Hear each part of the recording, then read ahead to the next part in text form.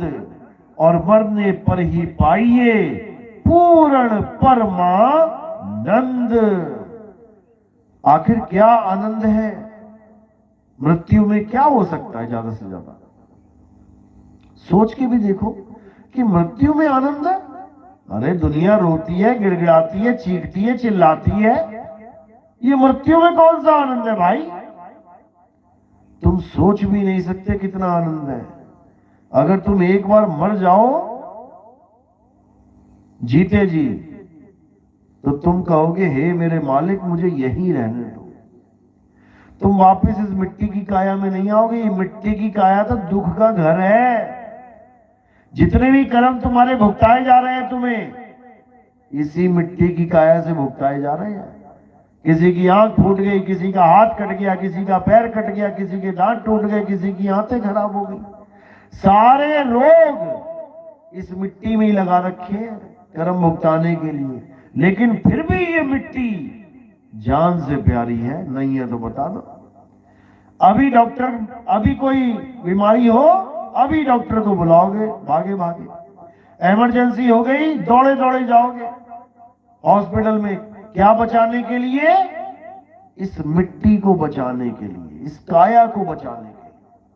और जबकि ये सबको पता है कि ये काया एक दिन छूटेगी, फिर भी हम बजाय इसके कि ये काया छोड़ने का इंतजाम किया जाए, बजाय इसके हम काया को पकड़ने का इंतजाम कर रहे हैं कि काया छूटे ना, छूटे ना। अरे भाई तो कितना ही जोर लगा ले, ये तो छूटेगी, ये रुकने वाली नहीं है। तो करना क्या है? छोड़ने की तैयारी करनी है। तो जब छोड़ने की तैयारी करोगे, वेदी गुरु के द्वारा बताने पर, विधि समझाने पर, तब क्या होगा? तब तुम्हारी ये जो चेतना है, जो तुम्हारी सूरत है, ये अपने आप काया से बाहर होने लग जाएगी। और काया से सूरत के बाहर होने का ही नाम मृत्यु है। मृत्यु के बाद कोई बोल क्यों नहीं पाता, कोई चल क्यों नहीं पाता, कोई हिलडुल क्यों नहीं पाता? क्योंकि सूरत उसके शरीर को छोड़ जाती है। बस इतना ही कारण है। और कोई हाहाकार नहीं मचती है। आजकल तो हार्ट अटैक आता है, 1 सेकंड में वो गया, वो गया। ना चीखा, ना पुकारा, ना कोई दर्द हुआ, वो चला गया एक पल में। तो यही समझना है, यही काया के खेल को समझना है, यही 1 सेकंड तुमने संभालना है। अगर अंत समय तुमने संभाल लिया, गुरु के कहे, गुरु के वचन पे अटल होके तुमने इसको, अपनी सूरत को उस शब्द गुरु से जोड़ लिया, तो समझो बात बन गई। और अगर शब्द का तुम्हें भेद ही नहीं पता है, गुरु ने मंत्र दे दिए जपने के लिए, जप जप के तोते बन गए, तोता बन गए, लेकिन परमात्मा नहीं मिलेगा। ना ही मिला है, ना मिलेगा। उसके मिलने का एक ही तरीका है कि जीते जी मरना सीख लो। जीते जी तुम परमात्मा तक पहुंचो। और उसको कैसे पहुंचा जाएगा वहां तक? केवल एक ही जरिया है, विहंगम चाल। इसके अलावा कुछ नहीं। बस विहंगम चाल वाला गुरु ढूंढो कि मुझे विहंगम चाल चलना सिखा दे। और धीरे धीरे धीरे धीरे करके तुम परफेक्ट विहंगम चाल के मालिक हो जाओगे। जैसे एक छोटा सा पक्षी जब पैदा होता है तो विहंगम चाल नहीं होती उसके पास, पर ही नहीं है, विहंगम चाल कहां से आएगी? धीरे धीरे धीरे बड़ा होता है, माँ बाप आते हैं, खाना खिलाते हैं, पकड़ पकड़ के कीड़े लेके आते हैं, उसकी चोंच में डालते हैं, उसको पूरा खाना खिला खिला के तगड़ा करते हैं, मोटा करते हैं, बढ़िया पंख निकलना शुरू हो जाता है। जब पूरे पर निकल आते हैं, उसके बाद माँ बाप क्या करते हैं? उसको उड़ना सिखाते हैं। सारी उम्र नहीं कीड़े पकड़ पकड़ के खिलाएंगे उसको, उसको उड़ना सिखाएंगे कि तू उड़, जो काम हम कर रहे हैं वो तू वहां जाके कर, कीड़ों को पकड़ और खा। उसी विहंगम चाल को सिखाते हैं जो उनको उनके माता पिता ने सिखाई थी।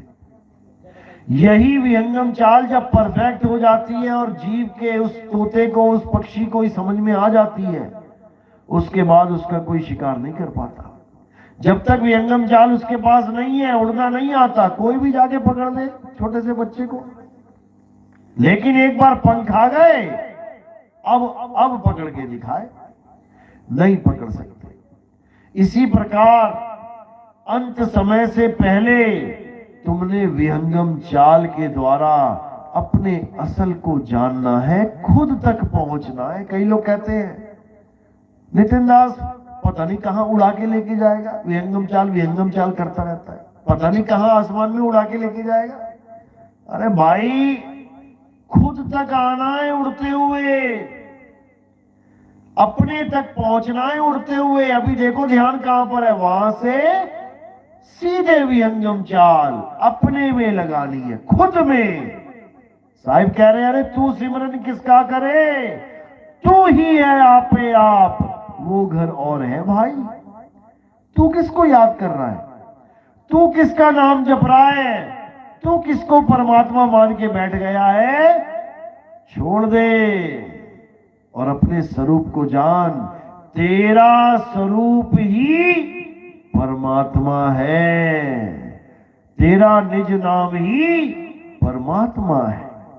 अरे 3 गुणों की भक्ति में भूल पड़ा संसार, और कहे कबीर निज नाम बिन कैसे लागे पार। निज नाम बिन, तुम्हें तुम्हारा नाम जानना है कि मेरा नाम क्या है। अभी जो नाम लेके बैठे हो ये तो इस काया के नाम है। बच्चा गोरा पैदा हो गया, उसका नाम रख दिया गोरा सिंह। लड़की काली पैदा होगी, उसका नाम रख लिया कोयल। जैसा गुण वैसा नाम। तो ऐसे ही शरीरों को देख देख के नाम रखे गए। बच्चा बहुत सुंदर पैदा हो गया, उसका नाम रख दिया सुंदर शर्मा, ले लो। तो शरीरों के सारे नाम हैं। लड़का पैदा हो गया तो लड़के जैसा नाम रख दिया, रोशन कुमार।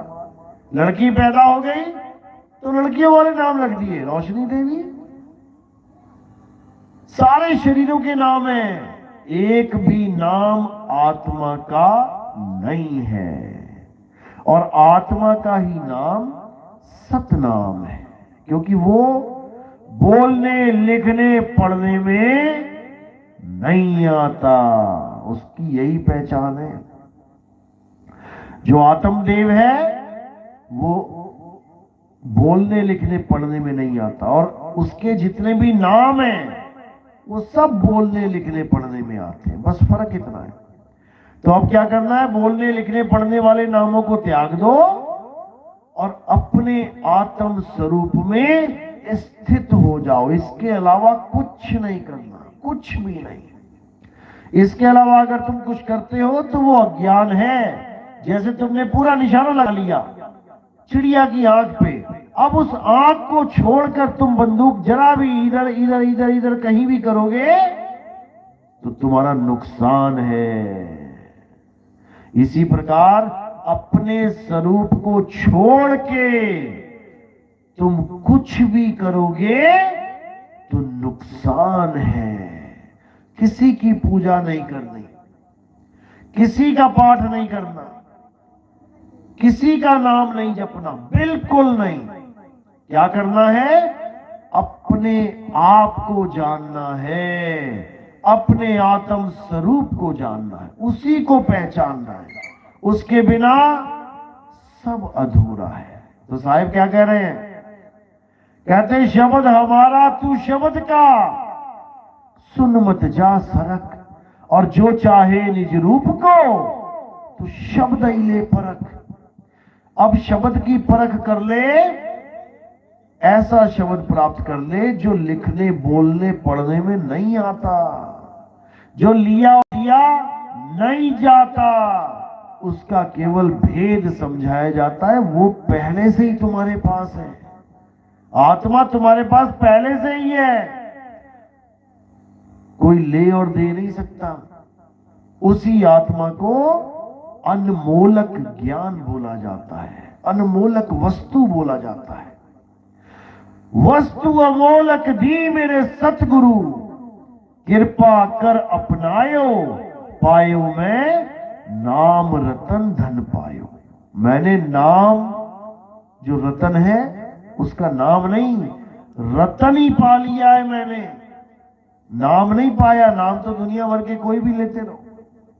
तो नामों को छोड़ना है और असली वस्तु को जानना है।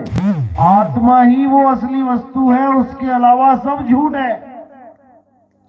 इसीलिए कृष्ण जी ने इतनी महिमा गाई गीता में आत्मा की। हे अर्जुन, आत्मा अजन्मा है, नित्य है, शाश्वत है। आत्मा पुरातन है, आत्मा ही सत्य सनातन है। कितना बोला। अगर केवल अपनी पूजा करवानी होती तो थाली पकड़ा लेते हाथ में कि अर्जुन मेरी आरती कर, मेरे भजन का, मेरी पूजा कर, काम खत्म। फिर क्यों आत्मा आत्मा आत्मा कर रहे हैं गीता में? अरे वो तुम्हें समझाना चाहते हैं कि तुम एक आत्मा हो और अपने स्वरूप को जानो। ये है गीता का सार। लेकिन लोग समझ ही नहीं पाते। लोग सोचते हैं कृष्ण जी ने गीता इसलिए बोली है क्योंकि वो भगवान है और हम भगत हैं, हमें उनकी पूजा करनी चाहिए। अरे भाई, एक बार पढ़ो गीता, क्या समझा रहे हैं। हे अर्जुन, तू और मैं शरीर नहीं है, हम आत्मा हैं। अब बताओ, जब वो भी आत्मा, मैं भी आत्मा, आप भी आत्मा, तो कौन भगवान कौन भगत? सब आत्मा ही है। जो तू सो हम, जो वेदों में पुराणों में सोहम नाम दिया जाता है, वो ये भेद है। सोहम एक भेद है, रहस्य है कि वो है क्या। जो तू सोहम, लेकिन लोग जान नहीं पाते। लोग उसको मंत्र बना के जप रहे हैं, सोहम सोहम सोहम सोहम सो।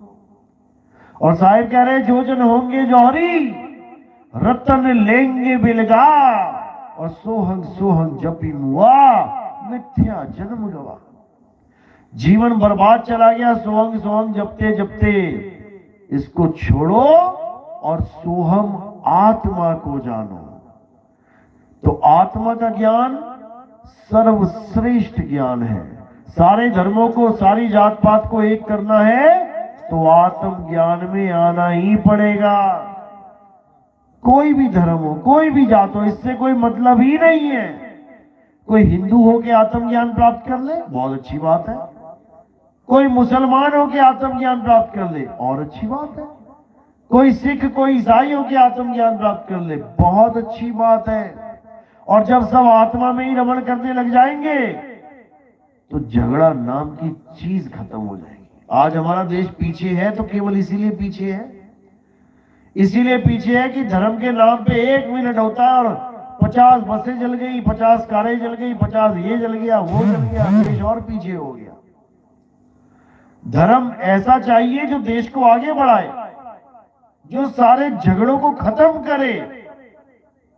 लेकिन ऐसे धर्म चल रहे हैं जो भाई भाई को लड़वा दे रहे हैं, जो इंसान इंसान को लड़वा दे रहे हैं, खात्मा करवा दे रहे हैं। इतने इंसान कहीं नहीं मरे, कभी नहीं मरे जितने धर्म युद्ध में मरे हैं। वर्ल्ड वार भी चला तब भी इतने नहीं मरे जितने धर्म के नाम पे मारे जाते हैं। तो ये सब तभी खत्म होगा जब हमारे जीवन में कोई भेदी आत्मज्ञानी गुरु आएगा, नहीं तो नहीं हो सकता। जितना मर्जी कोई जोड़ लगा ले, हो ही नहीं सकता। तो इसीलिए साहिब ने बोला था उस वक्त कि 12 पंथ काल फुरमाना और भूले जीव न जाए ठिकाना। 13वें पंथ हम ही चले आए, सब पंथ मेट के एक पंथ चलाए। ये साहिब की वाणी है कबीर सागर में।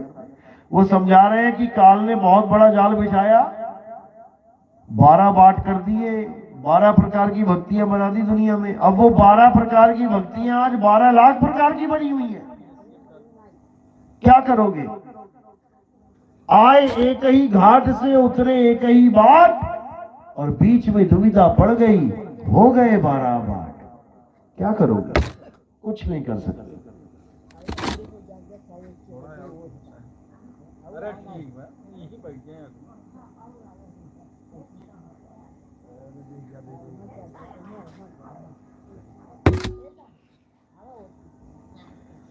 तो इस इंसान का सबसे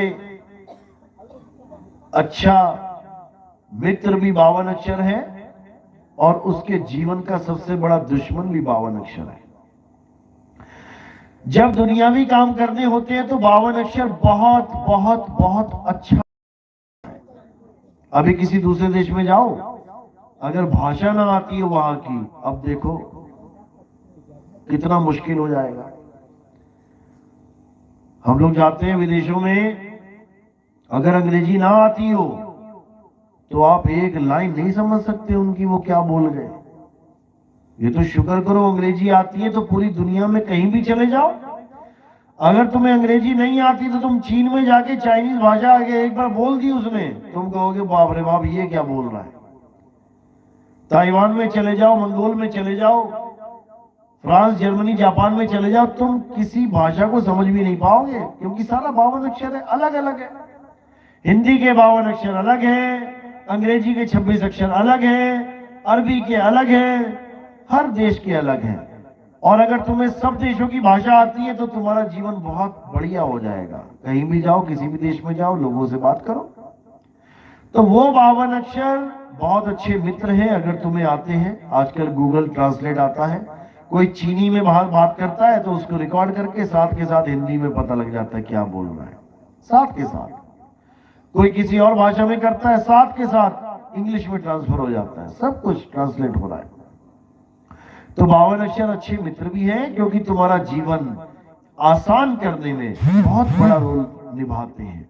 लेकिन 52 अक्षर दुश्मन भी है, जब तुम उसको जाप की तरह यूज करते हो, भगवान का नाम जपने में उसको यूज करते हो, तब वो तुम्हारा नुकसान कर देता है। तब वो तुम्हारा फायदा नहीं करता, वो नुकसान कर देता है। 52 के जंजाल में फंस गया ये संसार, फिर तुम फंस जाते हो, फिर तुम निकल नहीं सकते। अब निकलना है, बचना है तो एक ही रास्ता है, कभी साहब के सार शब्द को जान लो। अरे बचना चाहो काल जाल से तो चीनो शब्द हमारा, और कहे कबीर अमर कर राखूं जो निज होए हमारा। जो मेरा हो गया सदा के लिए, जिसने शब्द की महिमा को जान लिया, अब काल उसका कुछ नहीं बिगाड़ सकता। अब काल के बस की बात नहीं है उसको रोकना। तो कह रहे ये धरती हांडी भई और ढकना भयो आकाश। ये मिट्टी की हांडी है जो तुम्हें दिख रही है, ये मिट्टी, और ढक्कन क्या है? ये आकाश। देखो जरा ऊपर ढक्कन लगा हुआ है, जाके दिखाओ ढक्कन से परे नहीं जा पाओगे। ये धरती हांडी भई अरे ढक्कन भयो आकाश। 3 लोक ईंधन भया। 3 लोक ईंधन लकड़ी है, आग लगी पड़ी है 3 लोक में। 3 लोक ईंधन भया और जीव को कहां निकास। सतगुरु हांडी फोड़ के और ढकना दियो उघार, और सुरत चली सतलोक को काल रहा झक मार। जब ऐसा ज्ञान आ जाएगा विहंगम चाल का, तो तुम इस आसमान को फाड़ के निकल जाओगे ऊपर। अब ये आसमान मत देखने लग जाना, इसको कैसे फाड़ के निकलेंगे। वो आसमान कोई और है, वो कुछ और है। जो साहिब कहते हैं हम तो बसे धरती पे और मोरा पिया बसे आकाश। हम तो धरती पे बसते हैं और पिया आकाश पे है, अब कैसे जाएंगे वहां पे? विहंगम चाल से, केवल विहंगम चाल तुम्हें आकाश तक लेके जाएगी, उससे पार लेके जाएगी।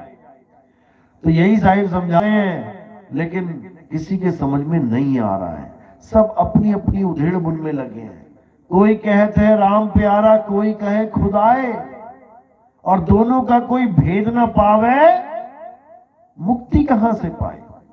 जब दोनों का भेद नहीं है तो चाहे कितना ही राम से प्यार कर लो, कितना ही अल्लाह से प्यार कर दो, भेद ही नहीं है तो मुक्ति कहां से मिलेगी? क्योंकि मुक्ति तो राम ही देगा ना, वो राम ही मुक्ति देगा। लेकिन राम का पता तो लगे वो है क्या। संतों के ऊपर विश्वास करके बैठे हैं कि मैंने गुरु धारण कर लिया है, अब मेरी मुक्ति हो जाएगी, भले नाम कुछ भी दे। ऐसा नहीं होता।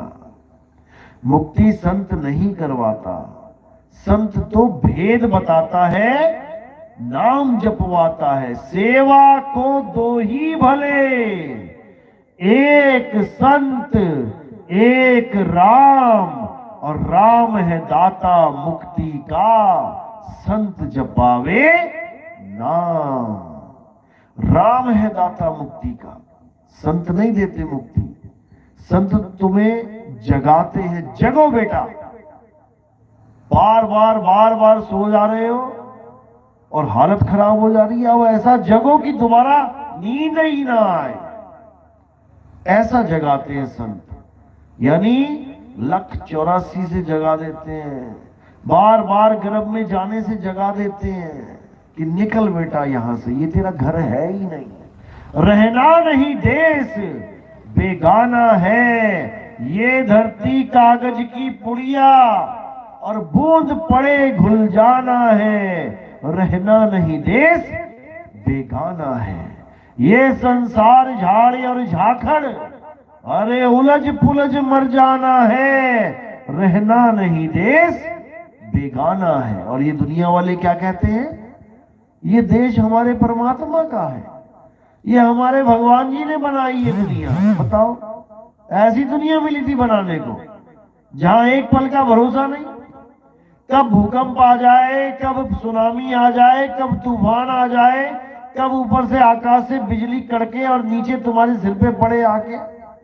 ऐसा देश बनाना था भगवान ने। बड़ा सुंदर देश बनाया?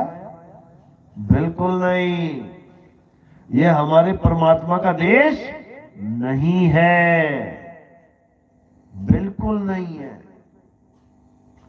ये काल भगवान का देश है, इसीलिए इसका नाम है मृत्युलोक। कितना सुंदर नाम है। कोई नया घर बनाएगा तो बाहर बोर्ड लगवा देना मृत्युलोक, अच्छा लगेगा। तो ये परमात्मा ने नहीं बनाया भाई, ये साक्षात मृत्यु ने बनाया है। मृत्यु को ही काल कहते हैं। कहते ना, रावण तेरा काल आ गया। कौन आया था? राम। राम ही काल बन के रावण का आया है। कृष्ण का काल बाली बन के आ गया, बाली ने तीर मारा ना कृष्ण के। तो राम किसी और का काल बने हैं और राम ही कृष्ण है, तो उनका काल कोई और बन गया। तो ये काल की नगरी है, यहां कोई बच ही नहीं सकता। यहां सबका काल कोई ना कोई दूसरा बना बैठा है। तो साहिब यही समझा रहे हैं कि बचना चाहो काल जाल से। ये काल जाल क्या है? ये सारा संसार ही काल जाल है। 3 लोक एक जेल है और पाप पुण्य 2 जाल, सारा जग भोजन बना खाने वाला काल। सारा जग भोजन बना। जैसे तुम खेत में सर्दियों में खूब मूलियां लगा ली, खूब गाजरें लगा ली, अब जब जाते हो घूमते घूमते खेत के किनारे तो कभी मन कर पड़ता है कि चलो यार एक गाजर ही खा लेते हैं। तो भरा पूरा परिवार है गाजरों का, उसमें से तुमने एक की गर्दन पकड़ी और देख करके निकाल ली। एक बार भी ना सोचा कि ये बेचारा अपने परिवार में बैठा बातें बातें कर रहा होगा, यार क्यों इसको अलग करना। इसी प्रकार वो काल भी एक बार भी नहीं सोचता कि ये 4 बेटियां हैं, इनकी शादी भी नहीं हुई है, इनके 2 लड़के हैं छोटे छोटे, उनके पिता को ले जाएगा घसीट के। एक बार भी नहीं सोचेगा चारों लड़कियों का क्या होगा, छोटे 2 बच्चे हैं उनका क्या होगा, बीवी का क्या होगा, एक बार भी नहीं सोचता। ट्रेनों की ट्रेनें भिड़ जाती हैं आपस में, एक बार भी नहीं सोचता कि कितने लोग मारे जाएंगे, माँ बाप मर गए, छोटा सा बच्चा ट्रेन में पड़ा हुआ है, कौन पालेगा उसको, एक बार भी नहीं सोचता। क्योंकि उस पे उसके दिल में दया नाम की कोई चीज नहीं है, बिल्कुल नहीं है। इसको अच्छी तरह समझ लो। काल के मन में दया नाम की कोई चीज नहीं है, क्योंकि ये नगरी काल की है और वो बनता बनाता और बिगाड़ता सदा सदा रहेगा। उसको ऐसा नहीं है कि अरे रे रे रे रे बड़ा दुख हो गया जीव को, नहीं अब नहीं मरेगा कोई, मारेगा वो, उसका काम ही मारना है। सारा जग भोजन बना खाने वाला काल। तो इसको अच्छी तरह समझना है। और काल का सबसे बड़ा जाल क्या है? 52 अक्षर। सबको 52 अक्षर के लपेटे में लेता है ये। खूब परमात्मा परमात्मा जपवाता है और उसके बाद सीधे 84 में भिजवाता है। परमात्मा परमात्मा जप के भी 84 ही मिलेगी, गारंटी है। पानी पानी जप के भी मौत ही मिलेगी, गला सूख के मरेगा। पानी पानी जप के गला गीला होने वाला नहीं है। छोड़ना पड़ेगा पानी पानी जपना, छोड़ना पड़ेगा वाटर वाटर जल जल जपना। और क्या करना पड़ेगा? ढूंढना पड़ेगा पानी। और जब ढूंढ लोगे तब समझ लेना कि अब किसी चीज की जरूरत नहीं है। अब आपे आप रहेला साधो भाई, आपे आप रहेला। अरे ना कोई गुरु ना चेला साधो भाई, ना कोई गुरु ना चेला। जब आत्म स्वरूप में आ जाओगे तो आप ही गुरु आप ही चेला, ऐसी अवस्था बन जाएगी। फिर किसी की जरूरत नहीं रहेगी। फिर अपने निज आनंद में, अपने आत्म स्वरूप में, अपने ही आत्म आनंद में रमण करोगे, तृप्त रहोगे, सदा सदा के लिए संतुष्ट हो जाओगे। और ये जन्म मरण का रोग खत्म। अब नहीं आना, अब नहीं जाना। अरे ना कहीं आना ना कहीं जाना, रूप में रूप समाना, आपे में आप समाना। बस इतना ही समझना, इसके अलावा सब झूठ है। चलो आज का सत्संग यही समाप्त करते हैं। नाम दीक्षा वाले जो लोग हैं वो अब आ जाएंगे यहाँ पे स्टेज पे, और चरणामृत ले आओ, कंठी तिलक दे दी जाएगी। उससे पहले आरती होगी। हमारे यहाँ आरती किसकी होती है? हमारे यहाँ जीवित गुरुदेव की आरती होती है। हमारे यहाँ पत्थर की पूजा, कैलेंडर की पूजा, फोटो की पूजा, अगरबत्ती धूप अगरबत्ती लगाना, ये सब अलाउड नहीं है, बिल्कुल नहीं है। हमारे यहाँ किसकी पूजा है? आत्म देव पूजिए, गुरु के सहज सुभाए। हमारे यहाँ आत्मदेव की पूजा है, जिसके कारण ये काया चल रही है, खा रही है, पी रही है, नहा रही है, धो रही है।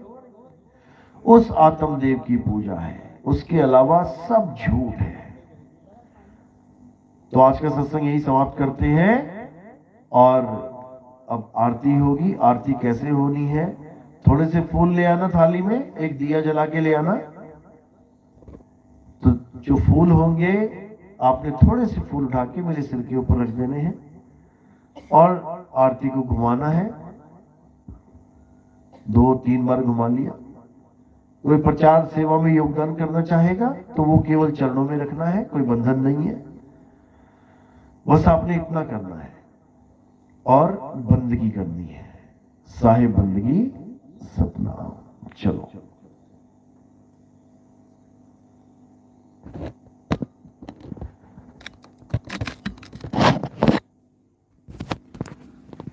कल का सत्संग बताना चाहूंगा। कल का सत्संग चंदौली में पड़ाव में है। जो भी भगत पड़ाव में आना चाहते हैं, और दिन में वहीं रहूंगा। और उसके बाद जो प्रोग्राम है मैंने यूट्यूब पे डाल रखा है, आप वहां पे देख सकते हैं। हर चीज बताई गई है वहां पे।